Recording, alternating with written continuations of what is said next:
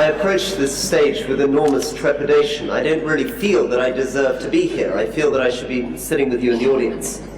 And it's particularly because in my whole life, my experience of people standing on this stage have been these incredibly impressive figures. When I was young, they seemed to be explorers with great bushy moustaches.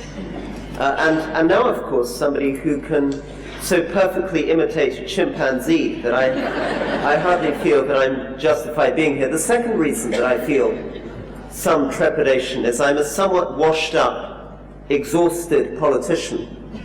I spent the whole of yesterday, having come back from the Lake District, which is my beloved constituency, to Parliament in London, where I went through all the nonsense which is being a politician. I sat there for 4.5 hours trying to be called in a debate on Libya and Afghanistan, popping up and down like a jack-in-the-box, and being entirely ignored. I left the chamber only to get a text message from my mother saying she'd been watching me on television and I was a disgrace. She'd been watching me and she'd observed that I'd been chewing gum, yawning, and texting during the debate. And I said to her, but Mummy, I was leaning forward. I thought nobody could see what I was doing. And my mother, who's a very experienced ex-teacher, said, that's exactly what gave it away. So it was with some trepidation and some exhaustion that I arrived here in Paris. Slightly tired because amongst my other amazingly competent achievements, I arrived at Heathrow Airport just after midnight and discovered that I'd left my passport in central London. So it was something like 2:30 in the morning before I got to bed and 5 when I woke up. So I step off the airplane and I'm picked up by one of these amazing French motorbike taxis. And I'm driving through the traffic trying to get you. The plane arrived about 9:15 and I was very aware that your ceremony was beginning at 10. And I had this amazing man in front of me, and there was this blue sky, and Paris was unfolding in front of me. And the first thing that I felt is how lucky you all are, how this day of graduation is in part, I hope, a celebration of what you've taken from the city, from the civilization of this great nation. Represented to me, of course, as I stormed along the highway with those great white clouds scudding through the sky, but also the promise of what lay ahead in Paris. The extraordinary promise of Saint-Chapelle, the promise of that medieval dignity which France has given to the world. But also other things, the French chanteurs singing in my ear, in my helmet, as we wove our way through the traffic. And a sense also of revolutionary fervor.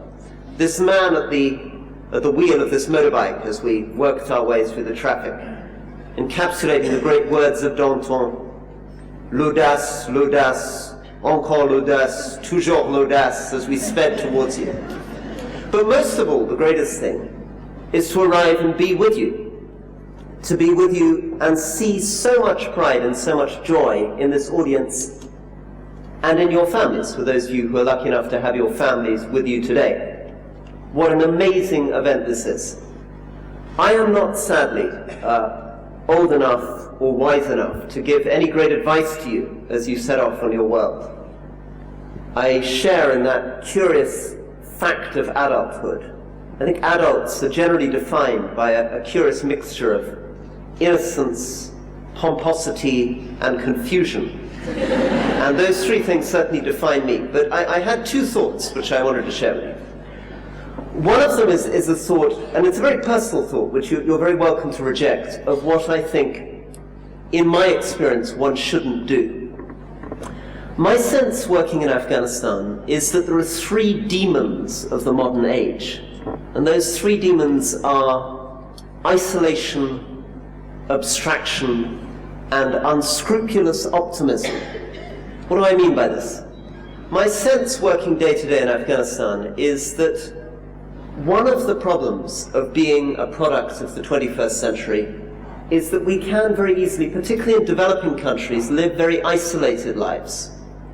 That may be because we're working for the United Nations, or a foreign service, or a company that locks us in a compound. But it can also be a mental isolation, an education that takes us further and further away from ground reality, that makes us expert in things that were inconceivable 50 years ago: governance, gender, human rights, but not governance, gender, human rights in Afghanistan or in the Congo, but these things in general, in the abstract. And this somehow combines, I find in my experience, to make us talk very optimistically about countries like Afghanistan, while secretly being deeply pessimistic. So that's the knot. And how to overcome it, I'm not quite sure, but what I can say is that in my experience, the best thing I ever did in my life was moving to Kabul and setting up a small NGO. I began in the front room of a tailoring shop, employing one person who was my driver, who I gave the grand title of logistics manager to. And it was, in essence, and this is something that's very worth bearing in mind when undertaking ventures, an immensely humiliating and depressing task in many ways. Humiliating because I realized that I had given up my career to set up an art school in the center of Afghanistan. Depressing because I would wake up at 3 in the morning feeling, by that stage I had 150 employees, that I was within 3 weeks of running out of all the money and I would have to shut it down and lay everybody off. It was an immense sense of risk, an immense sense of responsibility, but ultimately a great sense of satisfaction. Satisfaction because I hope what I achieved, and this is what I'm trying to share today, a sense of the real.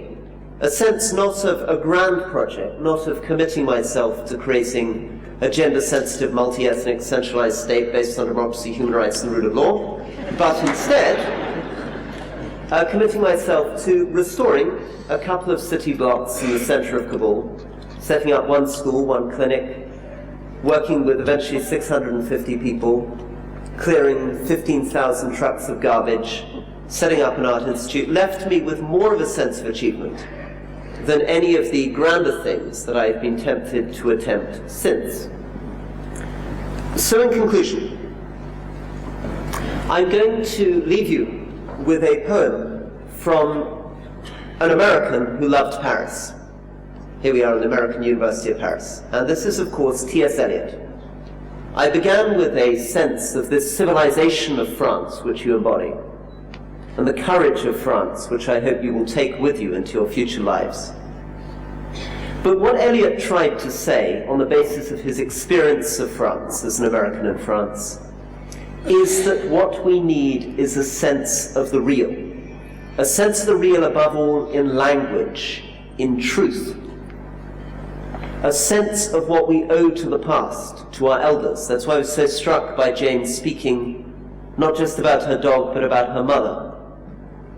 And what Eliot says at the end of the 4 quartets is this: what we call the beginning is often the end. And to make an end is to make a beginning. The end is where we start from.